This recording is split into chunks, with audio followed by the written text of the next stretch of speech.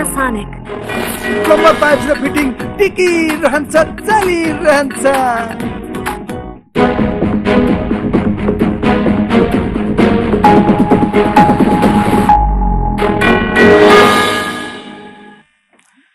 नमस्कार, निर्वाचन महासंग्राममा स्वागत छ। म भूपाल लुइटेल। निर्वाचनको मौन अवधि र हाम्रा सम्भावित भावी जनप्रतिनिधिका अनुहार अब कस्ता आउलान्, यही विषय प्रतीक्षाको विषय छ। त्योभन्दा अगाडि मतदान भने जस्तै होला वा नहोला, पानी धेरै ठुलो पर्न सक्नेसम्मका हवालाहरू आइरहेका छन्।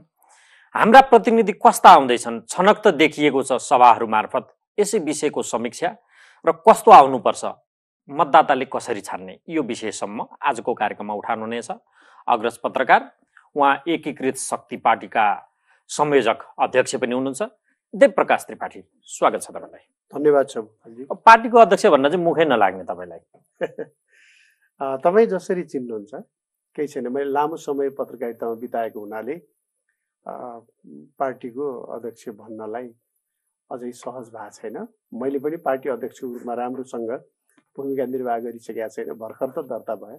होइन, कम्पिटेन्सी र त्यो तपाईँले पोस्ट ग्राफ गर्नु हुँदैन भन्ने कुरामा हाम्रो कुनै शङ्कै रहेन। तर मुख नलाग्ने र नेपालका पार्टीहरूको चरित्र र जसरी चित्र देखाए यो कालखण्डसम्म, त्यस अर्थमा चाहिँ फेरि त्यस्तै अध्यक्ष हुन वा त्यस्तै पार्टी हुन किन गयो होला देवप्रकाश त्रिपाठी? यति निष्कलङ्कित व्यक्ति, त्यो तहको मान्छे भन्ने चाहिँ लाग्दो रहेछ। धन्यवाद। अलिकति सद्भाव पनि हुन सक्ला। त्यसरी होइन। यो हामी लेखनमा रहँदाखेरि जुन रूपमा पत्रकारितामा हामीले निर्वाह गऱ्यौँ, राष्ट्र केन्द्रित पत्रकारिता हो, देश केन्द्रित। देशका निमित्त हामीले धेरै आफ्नो लेभलले, आफ्नो क्षमताले भएसम्म गऱ्यौँ, गरिराखेका छौँ। तर पत्रकारिताबाट मात्रै समस्याको समाधान हुने जस्तो देखिएन। अहिले पत्रकारिता पनि तपाईँहरू केही चाहिने पार्टीभन्दा बाहिर रहेर गरिराख्नु भएको छ। तर पत्रकारिता पनि पार्टीकरण भएको छ राम्रोसँग। पार्टीहरूले देशलाई केन्द्रमा राखेर काम गर्नुपर्नेमा पार्टीहरू पार्टी केन्द्रित छन्, पार्टीहरू राजनीति केन्द्रित छन्, आत्मकेन्द्रित छन्। हामीले त्यस्तो खालको कल्पना गरे होइन। एकीकृत शक्ति नेपाल बनिरहँदा चाहिँ नेपाललाई मात्रै केन्द्रमा राखेर गर्ने व्यवहार हो यो। अहिले मार्क्सका नाममा, लेनिनका नाममा, माओका नाममा वा गान्धीका नाममा या अरू कसैका नाममा नेपालमा दलहरू खुले र ती विचारका लागि काम गर्ने प्रक्रिया रह्यो विगतमा। अहिलेसम्म पनि तिनै पुराना पार्टीहरूले कहिलेकाहीँ त माओको कान्छी श्रीमतीलाई हेर्ने दृष्टिकोणमा चाहिँ नि फरक भएर पनि पार्टीहरू विभाजन भएका इतिहास छन्। त हामीले चाहिँ नि केवल यो शक्तिले नेपालीले चिन्नुपर्ने पृथ्वीनारायण शाहलाई हो, नेपालीले चिन्नुपर्ने बिपी कोइरालालाई हो, मदन भण्डारीलाई हो, राजा महेन्द्रलाई हो। हामीले चिन्नुपर्ने जो नेपाली राष्ट्रको लागि, नेपाल राष्ट्रको लागि जसले योगदान पुर्याएका छन्, उनीहरूलाई चिन्दा पुग्छ। उहाँहरूले हामीलाई एउटा गाइडलाइन दिइसक्नु भएको छ। हामीले आफूतिर नहेरेर अन्त फर्किरहेछौँ, अरूलाई हेरिराखेका छौँ। खुट्टा अनुसारको जुत्ता होइन कि जुत्ता बाहिरबाट ल्याउने र जुत्ता अनुसारको खुट्टा बनाउन खोज्यौँ। हजुर, अहिलेसम्म पनि त्यही काम भइराखेको छ। हामीले खुट्टा अनुसारको जुत्ता हुनुपर्छ भन्ने एउटा अठोटका साथ सुरु गरे हौँ। सङ्गठन गर्ने प्रक्रिया हो यो। त्यो बिनाका लागि भौतारी नै कस्तुरी जस्तो भएछ होइन? अवश्य ठ्याक्कै त्यस्तै भयो। बिनाका लागि जसरी कस्तुरी भौतारिन्छ, हामीले पनि अब हामीसँग धेरै चिज छ। हामी आफैमा नेपालको आइडियोलोजी, नेपाललाई योगदान दिने र नेपाललाई कसरी लाने भन्ने कुराको इनोभेटरहरू जन्माइसकेका छौँ। अवश्य सबभन्दा राम्रो कुरा तपाईँलाई भोपालजी, यो नेपालीले, हामी नेपालीले कतिपय त अब याद पनि गर्नुभयो होला, तर आम रूपमा देखिया छैन। जस्तै युरोपमा देशहरू बने। देश कसरी बने भनेदेखि जातिको नाममा, भाषाका नाममा, धर्मका नाममा शताब्दी लामो लडाईँ लडिसकेपछि, सभ्यताका नाममा भनौँ होइन, आदि नाममा, सांस्कृतिक नाममा त्यो लडाईँ लडिसकेपछि त्यो भाषाको, यो भाषीहरूको छुट्टै देश, यो धार्मिक समुदायको छुट्टै देश, यो सांस्कृतिक समुदायको छुट्टै देश भएर बने उनीहरू। तर पृथ्वीनारायण शाहले हामी अनेकौँ भाषाभाषीहरू अनेकौं सांस्कृतिक मान्यता भएका समूहहरू मिलेर एउटा देश बनाऊ भनेर एउटा चाहिँ नि सबैलाई एकताको मालामा उनेर बनेको देश हो यो। युरोपले नेपालबाट सिक्नुपर्ने कुरा छ। देश बन्नको लागि अलग अलग भाषा, अलग अलग संस्कृति, अलग अलग चाहिँ नि जातीय पहिचान भएर पनि मिलेर एउटा देश बनाउन सकिँदो रहेछ भन्ने कुराको सन्देश चाहिँ हामीलाई दिइराखेको छ पृथ्वीनारायण शाहले। तर यो कुरा हामीलाई चाहिँ नि यो सही लाग्दैन। यो त विश्वले पढ्नुपर्ने कुरा थियो, खास गरी युरोपियनहरूले पढ्नुपर्ने कुरा थियो। उल्टै अहिले के पढाइयो भने अहिलेसम्म त नेपालमा जातिको नाममा लडाइँ नै भएको छैन, संस्कृतिको नाममा लडाइँ भएको छैन, भाषाको नाममा लडाइँ भएको छैन। खोइ तिमीहरूले लडाइँ गरेको भनेर त्यसको लागि उनीहरू लगानी गर्ने, हामी चाहिँ हात थाप्ने जस्तो भएको छ। भनेपछि हामी आफ्नै देशको विरुद्धका कदम, हाम्रो शक्ति हामीलाई थाहा नभए जस्तो। अवश्य अवश्य त्यसकारणले हामी अप्रासङ्गिक विषयबाट छिरे, तथापि तपाईँ आजको मेरो अतिथि हुन त एउटा व्यक्ति कुनै पार्टीको अध्यक्ष भएपछि कति सापेक्ष र कति निरपेक्ष रहन्छ दोस्रो विषय रह्यो। तथापि तपाईँ आफै पत्रकारितामा पनि लामो समय रहेको, एउटा नेतृत्वदायी भूमिकामा रहेको हिसाबले तटस्थताको अपेक्षासहित तपाईँलाई मेरो प्रश्न र आजको यो कार्यक्रम चाहिँ एउटा अग्रज पत्रकारको नाताले नै बढ्ता केन्द्रित हुनेछ। भूपालजी एउटा कुरा यसमा ढुक्क हुनुहोस्, यो जुन एकीकृत शक्ति नेपाल छ नि, यो केवल नेपाल केन्द्रित हो। यसले दृष्टिकोणहरू बनाउँदाखेरि पनि नेपाल केन्द्रित, देश केन्द्रित हुन त पाइएला नि। पत्रकारिता पनि देश केन्द्रित भन्दा बाहिर हुन्छ र? ठिक छ, त्यहाँ चाहिँ कसलाई प्रिभिलेज दिने या नदिने भन्ने कुरा अलिकति भेद वा विभेदको कुरा नरहोस् भन्ने मात्रै मेरो अपेक्षा हो। त्यस अर्थमा अब हामी त चुनावमै छौँ, मतदान हुन मात्रै बाँकी छ, अरू प्रक्रिया त 11-12 गतेबाट सुरु भइसक्यो।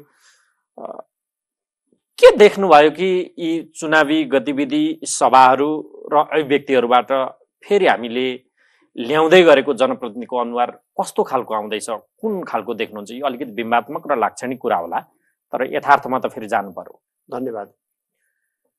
अहिले चुनावमा तपाईँले टिकट वितरणदेखि हेर्नुपर्ने हुन्छ। टिकट वितरणमा पार्टीका नेताहरूलाई अलिकता मुस्किल पर्यो यसपटक। एउटा मुस्किल के पर्यो भने जति पनि पुराना प्रतिनिधिहरू हुनुहुन्छ उहाँहरूले नै फेरि दाबी गर्नुभयो सबै ठाउँमा, देशभरि नै त्यस्तो देखियो। त्यस्तो किन भयो भने त्यसको मूल कारण चाहिँ राजनीति सेवामूलक भएन। राजनीति चाहिँ अब रोजगारीको एउटा मुख्य कमाइको मुख्य साधन बन्यो र देशभरि जब तलबमा कार्यकर्ताहरू पाउँछन् भने लोकसेवा लड्नु नपर्ने, जनतालाई जसरी भए पनि भोट जितेर भोटमा भोट बढी ल्याएर एउटा पोजिसन पाएपछि वडा सदस्य हुँदाखेरि पनि उसको रेगुलर तलब हुने भयो। त्यसमाथि अहिले हामी चर्चा गरौँला, यो 5 वर्षको बिचमा हामीले भ्रष्टाचार चाहिँ व्यापक भएर गएको देख्यौँ। प्राकृतिक दोहन व्यापक रूपमा गरियो। मानव अर्को पुस्ताले यो पृथ्वीमा आउनै पर्दैन, उनीहरूले पृथ्वीलाई भोग्नै पर्दैन, उनीहरूले पृथ्वीमा भोगचलन गर्नै पर्दैन जस्तो गरी यो व्यापक रूपमा चाहिँ प्राकृतिक दोहन भयो। जसरी भए पनि पैसा बनाउने कामहरू भयो। त्यसले गर्दा के भयो भने कमाइको ठुलो साधन चाहिँ यो राजनीति बन्यो, लगानी। त्यसले गर्दाखेरिमा धेरै मानिसहरू जो पहिलेदेखि यसमा प्रतिनिधि भएर बसेका थिए उनीहरूले टिकटमा फेरि दाबी गरे। एउटा कुरा, यदि सेवाको काम हुन्थ्यो भने अब मैले गर्ने सेवा गरेँ, म आफ्नो काममा लाग्छु भन्ने ठाउँमा पुग्थेँ नि, पुगेन। अब फेरि आफ्नो कमाइ त निरन्तर हुनु पर्यो नि भन्ने कोणबाट पो सोचे त। यसले गर्दा एउटा कुरा त्यो देखियो। दोस्रो कुरा, यसपटक जुन प्रकारको गठबन्धन बनेको छ दलहरूको बिचमा, यसले सिद्धान्त केन्द्रित राजनीति होइन कि सत्ता केन्द्रित राजनीतिमा सबै दलहरू छन् भन्ने देखायो। सिद्धान्त, मूल्य, मान्यता, विचार केन्द्रित राजनीति हुन्थ्यो भने यो प्रकारका अस्वस्थ गठबन्धन हुँदैनन्। हेर्नुहोस्, एउटा मानिसले एउटा विचारका लागि तिमीले बोकेको विचार गलत, तिमीले भनेका कुराहरू गलत, वास्तवमा देश यसरी बन्छ, समाज यसरी बन्दछ भनेर वर्षौंदेखि एउटा वैचारिक मूल्य मान्यतामा आधारित भएर आफ्नो कुराहरू भन्दै आएको हुन्छ र आफ्नो विचार अनुसार देश बनाउने कुराको सुवर्ण अवसर भनेको चाहिँ निर्वाचन हो। अब निर्वाचनको मा आइसकेपछि चाहिँ 30 वर्षसम्म आफूले आलोचना गर्दै गलत भनेर सिद्ध गर्दै समाजलाई यो पक्ष चाहिँ गलत हो है, उहाँहरूको विचार गलत छ भनेर भन्दै आएका मानिसले भोट हाल्ने दिन चाहिँ नि त्यही गलत पक्षलाई चाहिँ हाल्नुपर्ने, मतदान गर्नुपर्ने भनेपछि यो भन्दा लज्जास्पद केही पनि हुँदैन राजनीतिमा। होइन विचारको खास रूपमा लडाई नै भएन, विचारको लडाई होइन कि विचारहरू मर्ज भए? विचारहरू मर्ज भएनन्, अब विचार नै सत्ता भयो। मर्ज पनि भयो। अब कुनै विचार अर्को छुट्टै मौलिक जुन दर्शन हुन्छ नि एउटा, विभिन्न पार्टीहरूले भनाइमा त विभिन्न विचार दर्शन विगतमा त पेश गरे हो नि होइन। अब त्यो विचारको विघटन भइसक्यो। अब राजनीति केवल सत्तामा केन्द्रित रह्यो।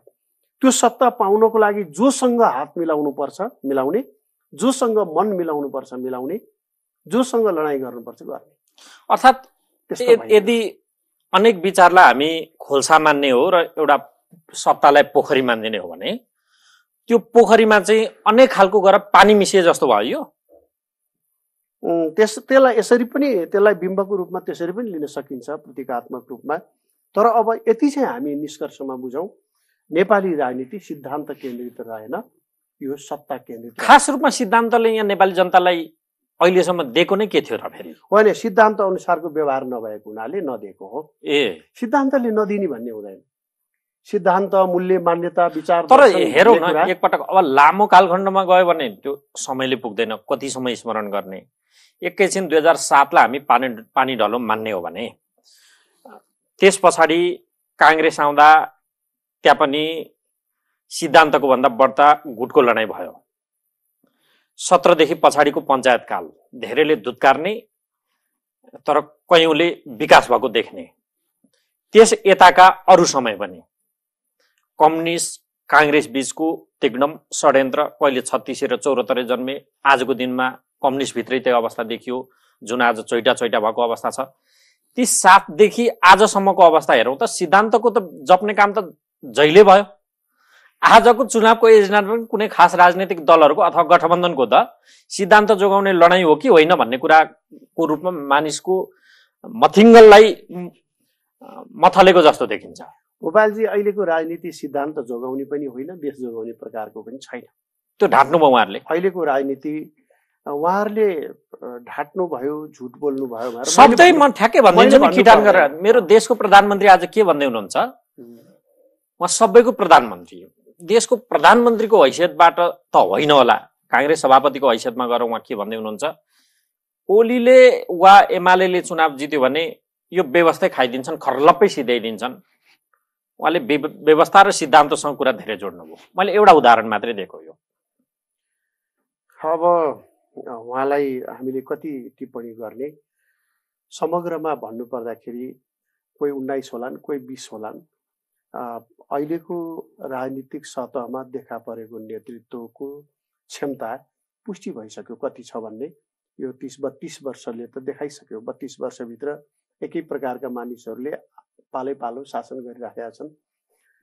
र अहिलेको प्रधानमन्त्रीजी, तपाईँले शेरबहादुरजीको बारेमा कुरा गर्नुभएको, उहाँलाई मैले अलिक पहिलादेखि चिन्दथेँ। तपाईँलाई एउटा कुरा भनौँ, यो टेलिभिजनबाट कति भन्न मिल्ने कति नमिल्ने, तर यो सन्दर्भ आएको हुनाले भनौँ उचितै होला।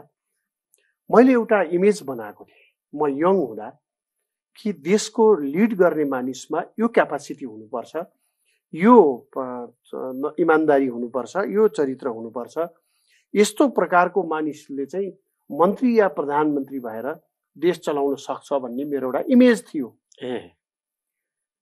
32-33 वर्ष अगाडि शेरबहादुरजीसँग मेरो परिचय भयो, राम्रै सम्बन्ध थियो। हजुर, उहाँले 47 सालमा टिकट पाउनुभयो काङ्ग्रेसबाट, अनि जितेर पनि आउनुभयो। आइसकेपछि गिरिजाप्रसादले उहाँलाई सोध्नु भएछ, तिमीलाई म मन्त्री बनाउँछु, गृह खाने कि जलस्रोत मन्त्री बन्ने भनेर सोध्नु भएछ।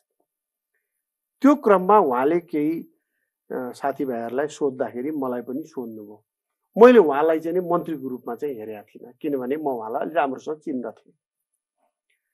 मन्त्री बन्ने मेरो इमेज, मैले बनाएको इमेज, यस्तो मानिस चाहिँ मन्त्री हुनुपर्छ भन्ने बनाएको इमेज र उहाँ मिल्दैन थियो। त्यसपछि उहाँले मलाई पनि सोध्नुभयो, अरू पनि थिए, कि तपाईँको विचारमा के हुन्छ मन्त्री बन्नु, यो जलस्रोत खानु ठिक हुन्छ कि गृह खानु ठिक हुन्छ भनेर सोध्नु। उहाँ खाने निधोमा त पुग्नुभयो, पुग्नुभयो। दुईटा मध्ये कुन खाने भएर मैले चाहिँ भने विकास गर्ने भए जलस्रोत, अब शासकीय भूमिकालाई गृह हुन्छ होला भने मैले, तपाईँको इच्छा हो भने मैले भन्न चाहिँ। तर उहाँले गरेको प्रश्नपछि म बाटोमा फर्किँदै गर्दा सोचेँ शेरबहादुर देउबाजी पनि मन्त्री हुने भए त जो पनि मन्त्री हुन मिल्ने रहेछ।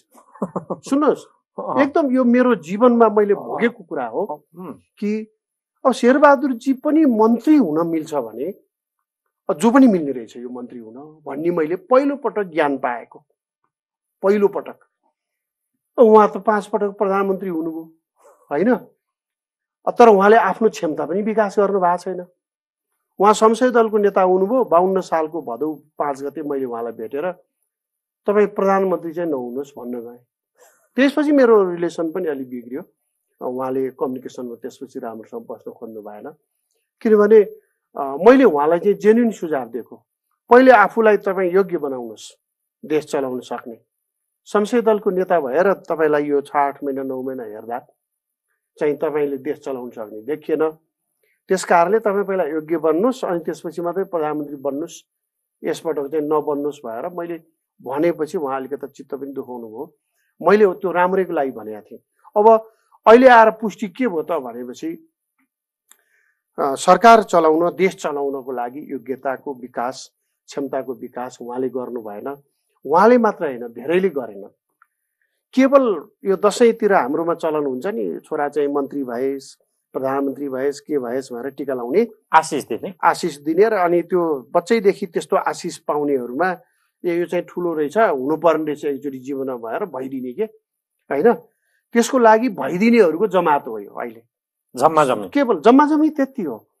उहाँहरूले यो देशलाई काम गर्ने भए, तपाईँलाई म उदाहरण दिन्छु, 12 बुँदे सम्झौतादेखि अहिलेसम्म आइपुग्दा राजनीतिक दलहरूको बिचमा कहिले 12 बुँदे, कहिले 14 बुँदे, कहिले 3 बुँदे, 5 बुँदे, 7 बुँदे, अनि बृहत शान्ति सम्झौता कैयन बुँदे, सबै र अनि 2 पक्षीय, 3 पक्षीय, 4 पक्षीय, बहुपक्षीय, सर्वपक्षीय गरेर 800 वटा भन्दा बढी बुँदामा सम्झौता भएको छ। तर त्यो कुनै पनि सम्झौतामा उहाँहरूले देशको रियल प्रब्लमलाई सम्बोधन गर्ने कुरा छैन। त्यसमा भ्रष्टाचार कसरी नियन्त्रण गर्ने त्यो कुरा उल्लेख छैन, प्रशासनलाई जनमुखी कसरी बनाउने त्यो छैन, अनि स्वास्थ्य उपचार कसरी सहज बनाउने आम पिपुलको लागि त्यो सम्झौतामा छैन। त्यसपछि रोजगारी प्रवर्धन कसरी गर्ने, त्यसका निमित्त हामीले कसरी काम गर्ने त्यो सम्झौतामा छैन। तपाईँ देशलाई आवश्यक पर्ने, जनतालाई आवश्यक पर्ने, मुलुकको समृद्धिको बाटो छोटो बनाउने त्यो प्रकारका कुनै पनि बुँदाहरू सम्झौतामा छैन। केवल राजनीतिक स्वार्थ केन्द्रित बुँदाहरूको सम्झौता छ। यसले के देखाउँछ भने नेपालका राजनीतिक दलका नेताहरू देश र जनतासँग सरोकार राख्दैनन्, केवल राजनीतिमा केन्द्रित छन्। र उहाँहरूलाई वास्तवमा बिचरा अब त मलाई त सहानुभूति पनि छ, उहाँहरूबाट धेरै ठुलो अपेक्षा गर्नेहरूको गल्ती हो। खैर विषय हुन त सन्दर्भ आएको थियो र त्यता गएको थियो, बिचमा हामीलाई हेर्ने दर्शकले कतै बरालियो कि भन्ने ठान्लान्। हामी कुरा गर्दै थियौँ विचार, खास रूपमा विचारको घर्षण र मन्थन यो चुनावमा पनि देखिएन भन्ने सवालबाट देउबाजीको प्रसङ्ग जोडिएको थियो। हो, विचारको राजनीति त यसको विघटन भइसकेको छ। 2063 को परिवर्तन पछि नै 2-3टा कुरा भएको छ। यो विचारको विघटन एउटा, अर्को चाहिँ राष्ट्र केन्द्रित सोच छैन राजनीतिमा, आत्मकेन्द्रित छ। एकदम उदार पोलिटिसियनले चाहिँ पार्टी केन्द्रित राजनीति गर्छ, ऊ चाहिँ सबभन्दा फराकिलो। जसले अहिले आफूलाई फराकिलो र राष्ट्र केन्द्रित भन्ठानिरहनु भएको छ, उहाँको भूमिका हेर्नु हो भने उहाँहरूको चाहिँ पार्टी केन्द्रित भूमिका देखिन्छ। त्योभन्दा माथि कोही पनि उठ्न सक्नु हुनुपर्थ्यो देश केन्द्रित। प्रजातन्त्रमा त के हो भने पार्टीहरू भनेको चाहिँ सरकार बनाउन सहजीकरण गरिदिने भूमिका मात्रै हो। ग्याङ बनाएर, पार्टीको सदस्य संख्या बढाएर, ठुल्ठुलो ग्याङ बनाएर, मसलदारहरूको चाहिँ उत्पादन गरेर अनि लडाइँ गरेर, भिड देखाएर, सत्ता समाजलाई डराएर तर्साएर अनि कब्जा गरेर भोट लिएर त्यसपछि सत्ता बनाउने, अनि जसले सत्ता बनाउँछ उसले खाने, अर्को पक्षले हेर्ने। यस्तो चाहिँ प्रजातन्त्र हुँदैन। हामीले गरे अभ्यास त यही हो, अहिलेसम्म भइराखेको अभ्यास यही हो यसलाई प्रजातन्त्र भनिँदैन। चाहे पञ्च भन्नुहोस्, यसमा चाहे त काङ्ग्रेस भन्नुहोस्, कम्युनिस्ट भन्नुहोस्, मधेस केन्द्रित भन्नुहोस्, यी सबैको अहिलेसम्म त टेस्टेड हो नि त। अहिले राप्रपाको नाममा जम्मा भएको छ। उहाँहरू त सबभन्दा खाइ खेलिकन चाहिँ यो केवल आत्मकेन्द्रित भूमिका निर्वाह गरिसकेका हो। त्यस्तै काङ्ग्रेसले पनि गरिदियो, त्यस्तै कम्युनिस्टले पनि गरिदियो, मधेस केन्द्रितको पनि देखिहाल्नु भएको छ। भनेपछि यो सबै प्रकारका राजनीतिक शक्तिहरू जो आज देशमा राज्य सत्तामा हावी भएका छन्, उहाँहरू समग्रमा केही एकाध व्यक्तिहरू राम्रा होलान्, त्यो अलग कुरा हो। तर नेतृत्वदायी अङ्गमा बसेर जसरी ड्राइभ गरिराख्नु भएको छ उहाँहरूले, परिणामले चाहिँ नै उहाँहरूको योग्यता एउटै प्रकारको हो। अब तपाईँले यो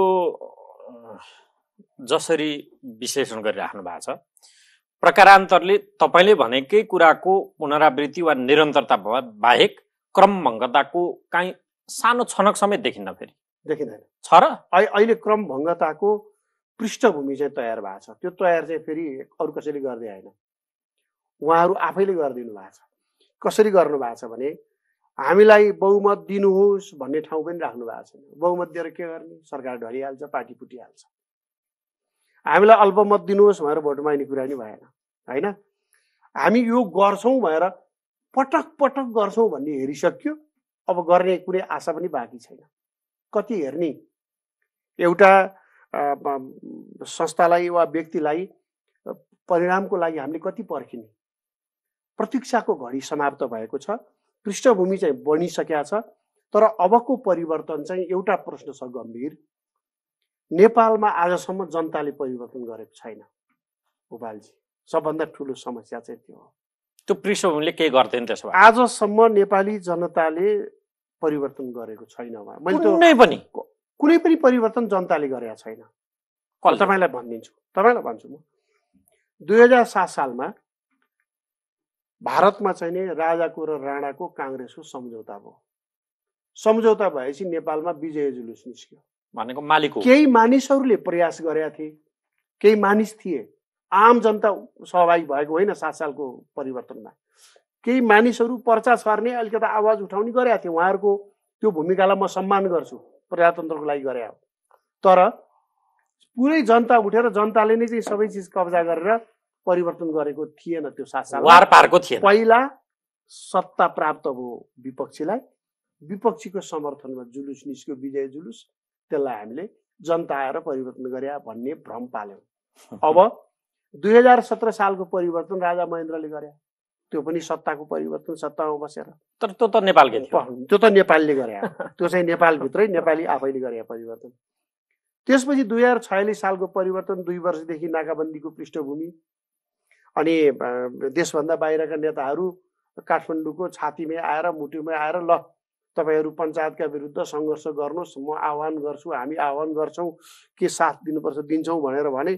त्यसपछि त्यो पनि के भयो भने विदेशीको दबावका सामु राजाले यो बहुदल चाहनेहरूलाई सम्झौता गरेर ट्र्याकमा ल्यायो भने त बार्गेनिङ टुल सकिन्छ।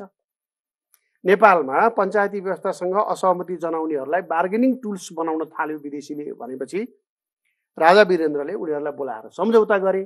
चैत 26 गते 2046 साल 27 गतेदेखि जुलुस निस्किन थाल्यो र ठुलो चाहिँ नि क्रान्ति भएर देखाइएको त वैशाख 10 गते अञ्चलाधीश कार्यालय जल्या छ। सत्ता काङ्ग्रेसको हातमा गइसकेपछि, काङ्ग्रेस कम्युनिस्टको हातमा सत्ता गइसकेपछि विजय जुलुस निस्क्यो, तोडफोड भयो, उदण्डता देखियो। अनि हामीले त्यसलाई 46 सालको परिवर्तन जनताले गरे भनेर फोटोसोटो हाल्छौँ नि, त्यो सबै फोटो 46 सालको त्यो चैत 26 गते भन्दा पछाडिको हो, विजय जुलुसको फोटो हो। 2 तेस्रो कुरा यो। चौथो 2063 सालको परिवर्तन तपाईँले हेर्नुभयो भनेदेखि 63 सालको परिवर्तनमा वैशाख 8 गते करण सिंहजी आउनुभयो, एउटा मेलमिलापको प्रयास गराउनुभयो, राजाले चाहिँ सम्झौता गर्नुभयो र गिरिजा प्रसादलाई प्रधानमन्त्री घोषणा गरिदिनु भयो होइन। जब 8 गते चाहिँ नि गिरिजा प्रसादको हातमा चाहिँ सत्ता गयो, काङ्ग्रेसको हातमा या आन्दोलनकारीको पक्षमा सत्ता गयो, राजा ब्याक भए, त्यसपछि 8 गते बेलुकादेखि अनि बल्ल जुलुसहरू निस्क्यो। त्यो 50,000को जुन जुलुस देखिन्छ विजय जुलुस हो त्यो। तर त वैशाख 11 भन्दा अगाडि त अब सुन्नुहोस्, त्यही सडकमा मान्छे थिए। 8 देखि 11 सम्म निस्के। कति बेला निस्के? राजा ब्याक भइसकेपछि। र सत्ता गिरिजा प्रसाद र आन्दोलनकारी पक्षको हातमा सत्ता गइसकेपछि अझै पुगेन भन्ने बनाउनको लागि र राजालाई फेरि पनि चलखेल गर्ने ठाउँ नदिनको लागि भनेर ठुला ठुला जुलुसहरू निकाल्ने काम पनि भयो, तर त्यो विजय जुलुस थियो।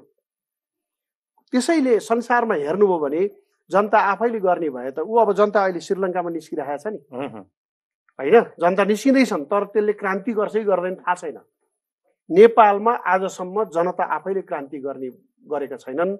गर्ने भने चाहिँ कस्तो हुन्छ भने उसले सरकारी राज्य संयन्त्र कार्यालय भवन सबै निकायहरू आफ्नो नियन्त्रणमा लिन्छ, सरकारी सञ्चार माध्यम नियन्त्रणमा लिन्छ, दण्ड सजाय ककललाई के दिनुपर्ने हो कतिपय भिडले देला होइन। अफगानिस्तान मोडल अहिले तत्काल अफगानिस्तान मोडल पनि म भन्दिनँ, अफगानिस्तानको अलिक विशिष्ट परिस्थिति छ, तर तपाईँलाई भनौँ भने रुमेनियाको मोडल हुनसक्छ। रुमेनियामा माओवादीको मोडल चाहिँ माओवादीहरूको बिचरा उहाँहरूलाई त्यो रोमान्स, क्रान्तिकारी रोमान्स एउटा युवा वयमा चरम महत्त्वाकांक्षा थियो, 2-3 जना त्यो बेलाका केटाहरू। अनि उहाँहरूले चाहिँ एउटा सपना देख्नुभयो मन्त्री भए हुने, चुनावबाट सम्भावना देखिएन, एउटा दुईवटा चुनाव पनि लडेर हेरेको अरे त्यो त धेरै टाढा देखियो। चुनावबाट जित्ने सम्भावना नदेखिसकेपछि यसो अलिकता चाहिँ हिंसात्मक गतिविधि गरियो भने बरु चाहिँ केही हुन्छ कि भनेर गरे। तपाईँको शब्दमा क्रान्तिकारी रोमान्स थियो त्यसमा, त्यो त क्रान्तिकारी रोमान्स थियो केवल सत्ता प्राप्तिको लागि। त्यसैले त्यसले पनि परिवर्तन गरे आएन, तर त्यसलाई चाहिँ के भयो भने उनीहरूको महत्त्वाकांक्षासँग विदेशीको इच्छा र योजना जोडियो। तपाईँको मनसाय अब जस्तो पृष्ठभूमि तयार हुँदैछ भन्नेबाट यो लामो व्याख्या आयो, मैले तपाईँलाई बिचमा डिस्टर्ब पनि गरिन। जस्तो त्यो पृष्ठभूमिसँग अब फेरि यहाँ परिवर्तन गराइदिने शक्ति बीचको त्यो एट्याचमेन्ट हुन जरुरी छ अनि मात्रै परिवर्तन हुन्छ भन्न खोज्नु भएको कि अरु केही? परिवर्तन दुईटा प्रकारले हुने देखिन्छ। हेर्नुहोस् है, हुन त 3 प्रकार भन्न नि मिल्छ। जस्तै 2टा प्रकार चाहिँ के हो भने, एउटा परिवर्तन संसारको इतिहास र मानव सभ्यताको विकास क्रमलाई समेत अध्ययन गरियो भने एक चरण त्यो समाज तल जान्छ, तल जाने प्रक्रिया सुरु हुन्छ र त्यो बेलासम्म तल गइरहन्छ जबसम्म त्यसले बेस भेट्दैन, त्योभन्दा तल जाने ठाउँ हुँदैन, त्यसपछि माथि जान बाध्य हुन्छ होइन। कि त त्यसरी हुन्छ परिवर्तन, माथि उक्लिनु पर्ने बाध्यताले हुने परिवर्तन एउटा हुन्छ। अहिले नेपाली राजनीति पनि समाज पनि तल गइराखेको स्थिति हो। अब एउटा तल जाने ठाउँसम्म हदैसम्म पुगिसकेपछि अनि त्यो बाध्यताले चाहिँ माथि आउने प्रक्रिया सुरु हुन्छ। एउटा परिवर्तन त्यो हो, त्यो अलिकति समय लिन सक्छ। दोस्रो परिवर्तन भनेको नेपालमा नेपाली सेनाले नेपाल केन्द्रित सोच राख्न थाल्यो भनेदेखि र नेपालको अब न्यायपालिकाले पनि राष्ट्रलाई केन्द्रमा राखेर काम गर्न थाल्यो भने त्यसले एउटा राजनीतिक परिवर्तनको बलियो आधार बनाउन सक्छ। भनेको संवैधानिक कु वा सैनिक कु भन्ने शब्द मैले प्रयोग गरिनँ। नेपालको राजनीतिक परिवर्तनमा नेपाली सेना, जसको नेपालको निर्माणमा पनि उनीहरूको ठुलो योगदान छ, नेपाली सेना देश संसारकै सबभन्दा पुरानो सेना मध्ये पर्छ। नेपाली सेना र अदालतको सहकार्यमा एउटा परिवर्तन हुन सक्छ, राजनीतिक परिवर्तन। मैले दोस्रो तपाईलाई सहकार्य शब्द भन्दा मिले भगत भन्न, तेस्रो कुरा चाहिँ तेस्रो पनि भन्न सकिन्छ भने चाहिँ अहिले भएकै राजनीतिक दलहरूले रियलाइज गरेर होइन हामी त गलत बाटोमा गएछौँ, अब यसलाई करेक्सन गरौँ भन्ने ठाउँमा पुग्यो भने पनि राजनीतिक परिवर्तन। तेस्रो विकल्प कति सम्भव छ? तेस्रो विकल्प चाहिँ सम्भव कम किन देखिन्छ भने म तपाईँलाई भन्छु। तर मैले एकैछिन ल यहाँ अलिकति तपाईँले भनेकै त तयार भएको पृष्ठभूमिको चाहिँ औचित्य पुष्टि भएन नि त्यसो हुँदा? हो त, अहिले तयार जुन पृष्ठभूमि बनिरहेको छ नि त्यसले एउटा काम गर्छ। पछि जस्तो भनौँ नेपाली सेना पनि नेपाली समाजकै अङ्गभन्दा बाहिर होइन, नेपालको अदालत पनि नेपाली भन्दा बाहिर होइन र देशभन्दा बाहिरको हितमा कसैले पनि सोच्न मिल्दैन। त्यसैले अहिले बनेको पृष्ठभूमि जो जनसमर्थन जति पैदा हुँदैछ, जनमत जसरी बन्दैछ, त्योसँग नेपाली सेना र अदालतको चाहिँ एउटा सहकार्य पनि जोडिएर हुने परिवर्तन मात्रै अबको सबभन्दा नेपालीकै परिवर्तन हुन्छ। त्यो चाहिँ नेपालीकै परिवर्तन हो भनेको तत्कालका लागि अहिले हुन त अबको 5 वर्षको समीक्षा पनि जरुरी छ। हामीले त्यो गरेनौँ भने यो अपूर्ण हुन्छ। यो चुनावको मुखमा चुनावी सभा या हामीले टिकट वितरणदेखि यो बेलासम्मको मौन अवधि जारी रहँदासम्मको समीक्षा गर्दै गर्दा चाहिँ तपाईँले निकालेको निचोड यदि मैले अतिरञ्जित गरेको होइन भने यी शक्तिहरू तपाईँले अघि बताएको तेस्रो विकल्पमा सुध्रिने सम्भावना क्षीण र कम छ। विकल्पको रूपमा खडा भएको त्यो पृष्ठभूमि चाहिँ नेपालको अदालत, नेपाली सेनाले यदि त्यसलाई सहकार्य गरेर अगाडि बढ्यो भने त्यसले चाहिँ खास अर्थमा नेपालीकै लागि काम गर्ने शक्ति बन्छ भन्ने एउटा अपेक्षा, तपाईँको अपेक्षा हो। त्यो चाहिँ तत्काल भन्दा पनि यो चाहिँ अलिक लङ टर्मको मिसन जस्तो कुरा गरे हो अलि तपाईले। प्रभावकारी र अलि छिटो हुने खालको चाहिँ यही हो भनेको त आजको भोलि त होइन, आजको भोलि त यो इलेक्सनमा त्यो त देखिएन नि त। इलेक्सनमा त हुँदैन, हुँदै यो इलेक्सनमा हुँदैन भनेको त 5-10 वर्ष भित्रको। यसरी समय पनि निर्धारण नगरौँ, भनेको चुनावै नहुन पनि सक्ने भयो होइन। यो चुनाव त हुन्छ, भइ नै मैले भन्न खोजेको त्यो तपाईँले पृष्ठभूमिबाट जुन खडा भएको शक्ति भन्नुभएको छ त्यसलाई जनअनुमोदनको जरुरत पर्दैन भन्न खोजेको हो। होइन, यसलाई निर्वाचनहरू नेपालमा तपाईँलाई भूपालजी म अलिकता स्मरण गराउँछु। पञ्चायत कालमा पनि चुनाव हुन्थ्यो, राष्ट्रिय पञ्चायतको चुनाव हुन्थ्यो, भनेको पार्लियामेन्टको लागि पनि चुनाव हुन्थ्यो, स्थानीय चुनाव पनि हुन्थ्यो र 80-90% भोट खस्थ्यो। अनि जनताद्वारा पञ्चायत अनुमोदन भइरह अर्थ लाग्थ्यो त? लाग्यो त? लागेन नि त। आखिर जनताले त 80-90% भोट हालेको थियो, पञ्चलाई नै जिताइराखेको थियो त, होइन? त्यसैले अहिले काङ्ग्रेस कम्युनिस्टलाई पनि यो सत्तामा हुनेहरूको पक्षमा उभिने अलिकता हाम्रो संस्कार छ। त्यसले गर्दाखेरिमा उहाँहरूले यो निर्वाचनहरूमा पाउने भोटका आधारमा जनताले अनुमोदन गरेको भन्न मिल्दैन। तपाईँले भनेको नि त्यो बडो इन्ट्रेस्टिङ। खैर म एकैछिन एउटा ब्रेक लिन्छु, विश्राम पछाडि त्यसलाई म तपाईँले भनेको त्यो शक्ति जो दुईटा चिजले त्यसलाई अनुमोदन गरिदिनुपर्छ वा सहकार्य गर्नुपर्छ भनेको बडो इन्ट्रेस्टिङ छ। म त्यसमा आउँछु। त्योभन्दा अगाडि हामी निर्वाचन महासङ्ग्राममा छौँ, छोटो विश्राम लिन्छौँ, विश्राम पछाडि फेरि जोडिनेछौँ।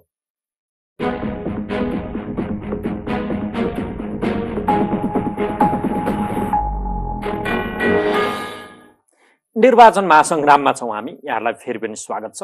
हामीसँग हुनुहुन्छ आज अग्रज पत्रकार, पार्टीगत हिसाबले एकीकृत शक्ति पार्टीको उहाँ अध्यक्ष संयोजक हुनुहुन्छ। यहाँलाई फेरि स्वागत छ। धन्यवाद छ। हामी कुरा गर्दै थियौँ, बडो तपाईँले इन्ट्रेस्टिङ तहले उठाइराख्नु भएको छ। नेपाली स्वयंले नेपालकै लागि गरेको परिवर्तन मात्रै दिगो हुन्छ र त्यसले मात्रै काम दिन्छ, अरू चाहिँ सब हाम्रा लागि कस्मेटिक कुरा हुने भए। कस्मेटिक कुरा एक अर्थमा त हो, देखिने कुरा, तर आन्तरिक रूपमा चाहिँ त्यसले राम्रो गर्दैन। अब त्यो तपाईँले भनेको जुन तपाईँ वैकल्पिक शक्ति र पृष्ठभूमि तयार भएको भन्दै हुनुहुन्छ, त्यसलाई चाहिँ तपाईँको अपेक्षा र विश्वास, यदि त्यसलाई हाम्रो वैधानिकीकरण गरिदिने एउटा निकाय अदालत र अल्टिमेट फोर्सको रूपमा ब्याकिङ दिन सक्ने अर्को सेना, यिनको तालमेल र सहजीकरण भइदिने भने त्यसले चाहिँ नेपालीकै हितका लागि काम गर्न सक्छ भन्नुभयो। त्यो पृष्ठभूमि तयारी भएको शक्ति कुन कस्तो हो त्यसको अलिकति होइन। यसमा चाहिँ जस्तै नेपाली जनतामा व्याप्त जुन असन्तुष्टि छ त्यो नै एउटा स्ट्रेन्थ हो परिवर्तनका लागि, एउटा स्ट्रेन्थ त्यो हो। र अहिले विगत 32 वर्षदेखि जसले सत्तामा बसेर काम गर्दै आउनु भएको छ, नेता र नीति जुन प्रयोगमा आइराखेको छ, यो चाहिँ असफल भयो भन्ने जनताले जुन ठम्ब्याइ गरेका छन्, त्यो पनि एउटा स्ट्रेन्थ हो परिवर्तनको लागि। यसले पृष्ठभूमि बनायो। यो जनमत अदालत र सेनाको सहकार्यमा हुने परिवर्तन चाहिँ नेपालका लागि हुन त्यो बन्नेको पृष्ठभूमि त अदृश्य भयो नि त। कुन हो त्यो त थाहा पाइएन, ठम्याउनै सकिएन। के अलिकति बुझ्ने गरी होइन, अदृश्यको कुरा पनि यस्तो छ, हेर्नुहोस्, अब 2007 सालमा पनि नेपाली भन्दा बाहिरबाट मुख्य भूमिका निर्वाह गर्ने त्यो तपाईँले भनिसक्नुभयो र 46 सालमा पनि त्यो देखियो। 63 सालमा त झन् प्रभावकारी देखियो। फरक के हो भने 63 सालभन्दा अगाडिका परिवर्तनहरूमा हाम्रा छिमेकी राष्ट्रको भूमिका हुन्थ्यो, होइन, अदृश्य। तर 63 सालपछि चाहिँ पश्चिमा शक्तिको चाहिँ मुख्य भूमिका हो परिवर्तनमा। होइन, हाम्रो पृष्ठभूमि तयार भएको भनेको त्यो शक्ति त्यो किन गुप्त छ त? कुन हो त्यो चिन्न खोजेको? होइन, पृष्ठभूमिमा त तपाईँ जुन असन्तुष्टि प्रकट देख्नुहुन्छ नि, फिल गर्नुहुन्छ नि, त्यही हो। त्यो त सङ्गठित अहिले भइसकेको छैन। जुन असन्तुष्टि तपाईँले फिल गर्नु भएको छ त्यो नै पृष्ठभूमि बनेको प्रमाण हो। भनेको तपाईँले अघि 3टा विकल्पको कुरा गर्दै हुनुहुन्थ्यो, तेस्रो विकल्पमा राजनीतिक दल सुध्रिने कुरा। यस, त्यो चाहिँ कति सम्भावना? उहाँहरू सुध्रिने त्यसरी सहजै त सुध्रिनुहुन्न, तर यो हाम्रो सत्ता हाम्रो जीवन चाहिँ अब सुरक्षित छैन, हाम्रो सत्ता सुरक्षित छैन भन्ने फिल गरेका दिन त्यो त्रासले, त्यो भयले, त्यो दबावले मात्रै उहाँहरूलाई चाहिँ रियलाइज गराउन सक्छ कि तुरुन्तै आफ्नो आत्मरक्षाका लागि हामीले चाहिँ अहिले परिवर्तन भइहाल्नुपर्छ, कम्प्रोमाइज गर्नुपर्छ काहीँ भन्ने ठाउँमा पुगेका दिन परिवर्तन हुने हो।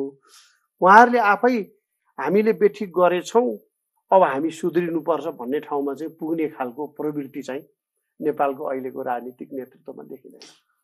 हामी मौन अवधि र जनप्रतिनिधिको सम्भावित अनुहारको अहिले त कल्पनामा छौँ। 30 गते ऐमतबाट कम्तीमा 5 गतेसम्ममा ती अनुहारहरू को हुन् चुनिन्छन् र थाहा पाइन्छ। यो मौन अवधि जारी रहँदा र सम्भावित त्यो अनुहारको कल्पना गरिरहँदा मान्छेले 5 वर्ष सम्झिनुपर्छ कि पर्दैन? अवश्य पर्छ। पहिलो कुरो त 5 वर्ष अगाडि पनि हामीले पहिले पनि निर्वाचित हुन्थ्यौँ, सेवाका लागि भएर बिना तलब भत्ताका प्रतिनिधिहरू हामी छान्थ्यौँ। अधिकार पनि कम थियो। जब अधिकार सम्पन्न स्थानीय सरकार बन्ने भइसकेपछि उम्मेदवारीको लागि निश्चित शर्तहरू राखिनु पर्थ्यो, निश्चित क्वालिफिकेसन तोकिनु पर्थ्यो, निर्धारण गर्नु पर्थ्यो। त्यो काम भएन, पहिले पनि एउटा गल्ती हो।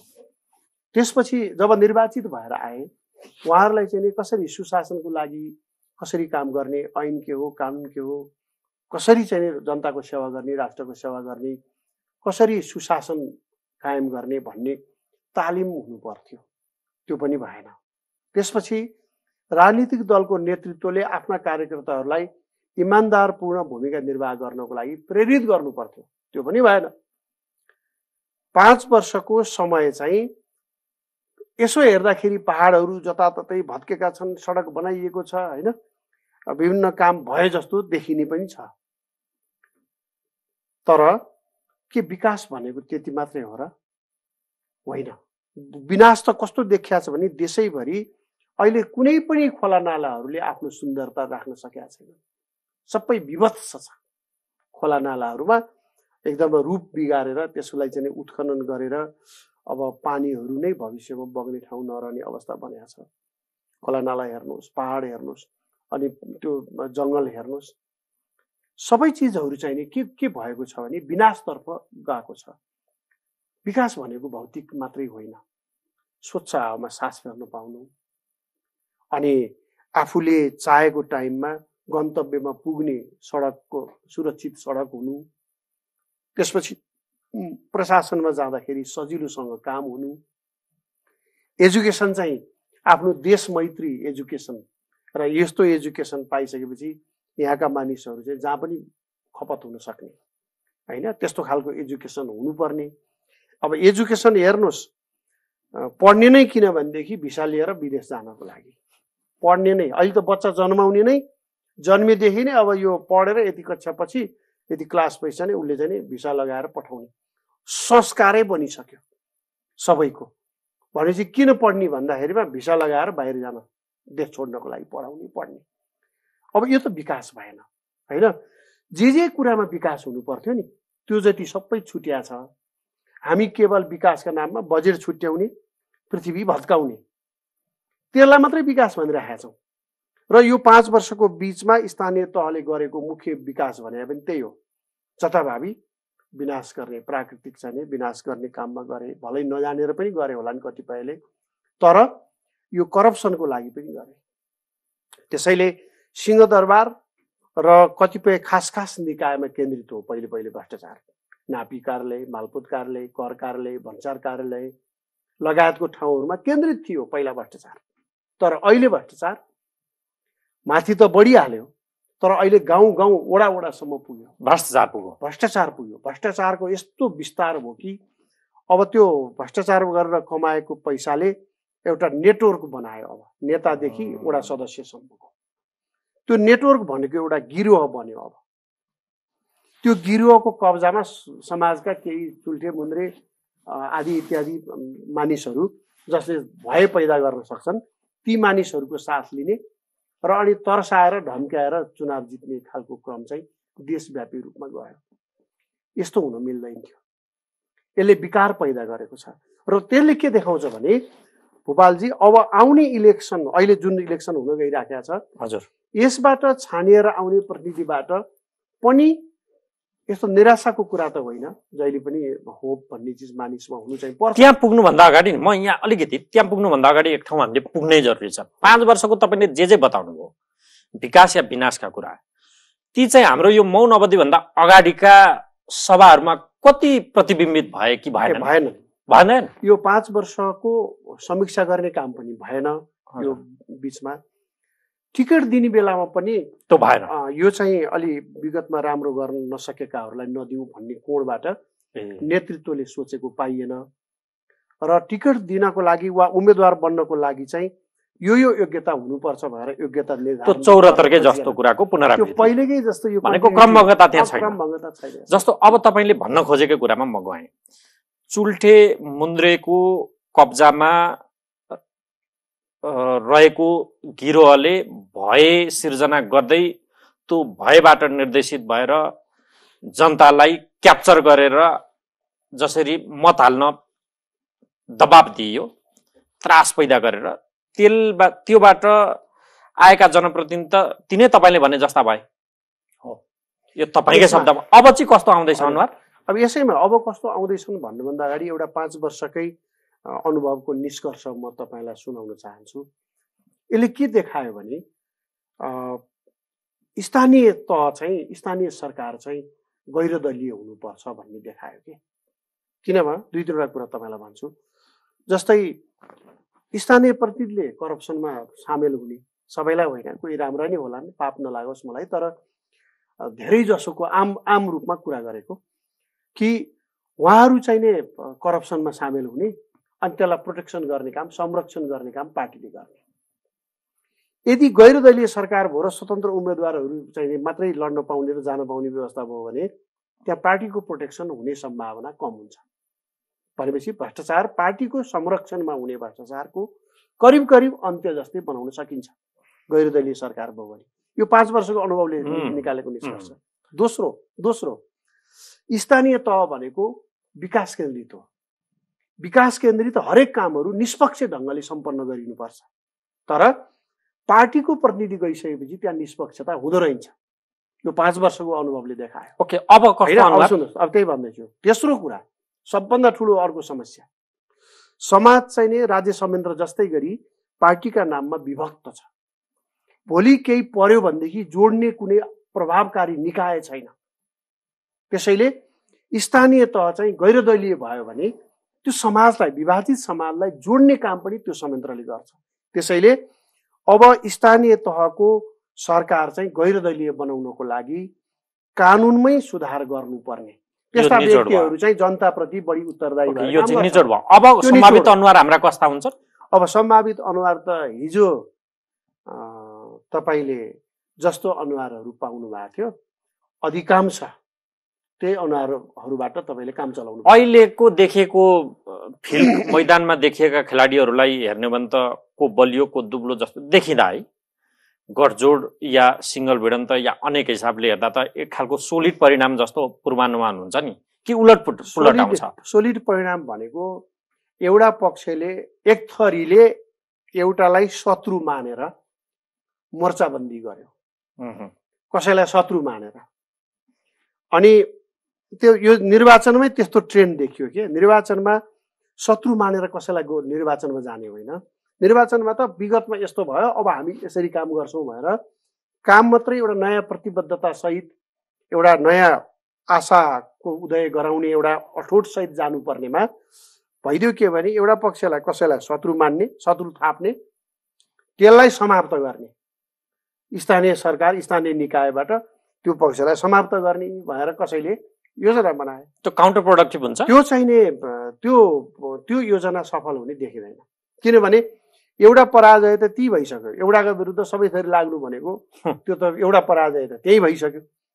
दोस्रो चाहिँ पराजय अब के गरी हुन्छ भने यो चुनावको परिणामपछि जब सबै दलहरूले आफ्नो सङ्ख्या यति जितियो भनेर आउनेछन् होइन, यति जित्यौँ भनेर आउने र सबै दलहरूको छुट्याएर हेर्ने बित्तिकै फेरि पनि यो सपना त अर्कै देखिन्छ, रिजल्ट त अर्कै देखिन्छ। अहिले भाग लाउने बित्तिकै जसलाई समाप्त गर्न खोजे त्यही समाप्त भए भनिएको पक्ष चाहिँ सबभन्दा बलियो देखिने सम्भावना हस्। फेरि पनि छ। यो महत्त्वपूर्ण समय संवादका लागि धेरै धेरै धन्यवाद। धन्यवाद छ भुपालजी, मलाई मौका दिनुभयो। उहाँ हुनुहुन्थ्यो अग्रज पत्रकार र पार्टीगत हिसाबले उहाँ एकीकृत शक्ति पार्टीको अध्यक्ष पनि देवप्रकाश त्रिपाठी। उहाँसँग हामीले निर्वाचन महासङ्ग्राममा 5 वर्षको जनप्रतिनिधिको कामको संक्षिप्तमा समीक्षा, तिनै अनुहारहरूको पुनरावृत्तिको सम्भावनाको विषय, त्यही प्रवृत्तिको विषय आदि इत्यादिलाई जोडेर संवाद गऱ्यौँ। निर्वाचन महासङ्ग्राम जारी रहनेछ। हामी एकैछिन फेरि विश्राम लिन्छौँ। विश्राम पछाडि फेरि आउनेछौँ।